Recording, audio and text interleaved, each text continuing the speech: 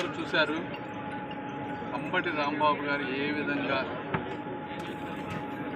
ఒక రాష్ట్ర ముఖ్యమంత్రిపై 4 సార్లు ముఖ్యమంత్రి 50 సంవత్సరాల తన పూర్తి జీవితాన్ని సమాజ సేవ కోసం పొద్దున నుంచి పండుకునే వరకు వేరే ఆలోచన అంటూ లేకుండా రాష్ట్రం కోసం తన పూర్తి జీవితాన్ని త్యాగం చేసినటువంటి వ్యక్తిని సభ్య సమాజం తలదించుకునే విధంగా ఈ విధంగా ఇటువంటి బూతులు మాట్లాడుతూ ఉన్నారంటే ప్రజలందరూ కూడా అర్థం చేసుకోవాలి. ఈరోజు కార్యకర్తలందరూ కూడా విపరీతంగా రగిలిపోతూ ఉన్నారు.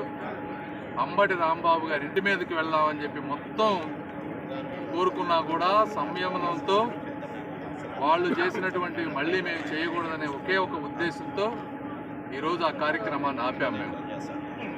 అయితే రాంబాబు గారు మీరు గుర్తుపెట్టుకోండి, చట్టం అనేది ఒకటి ఉంటుంది.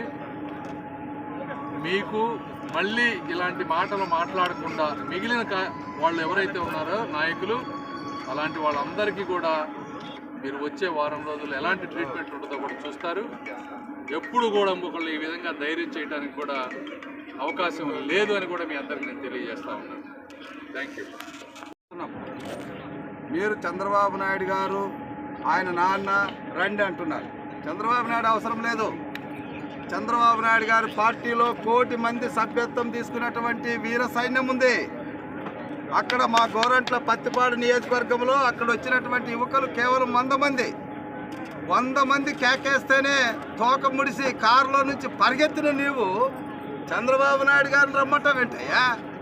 చంద్రబాబు నాయుడు గారు వస్తే 100 అడుగుల దూరంలోనే గుండెకు చేస్తావు. నీవు మాట్లాడతావా? మాట్లాడితే సభ్యత ఉండాలి. ఆ రోజు అసెంబ్లీ సాక్షిగా తల్లి భువనేశ్వరమ్మని అని 151 స్థానాల నుంచి 11కి దిగిపోయారు.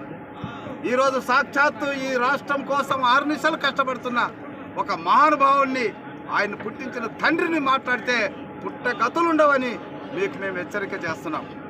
చంద్రబాబు నాయుడు అవసరం లేదు. చంద్రబాబు నాయుడు అనువాయిలు అవసరం లేదు.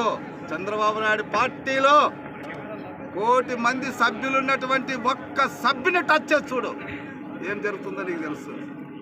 ఖబర్దార్, నోరుందని ఇష్టం వచ్చినట్లు మాట్లాడదు.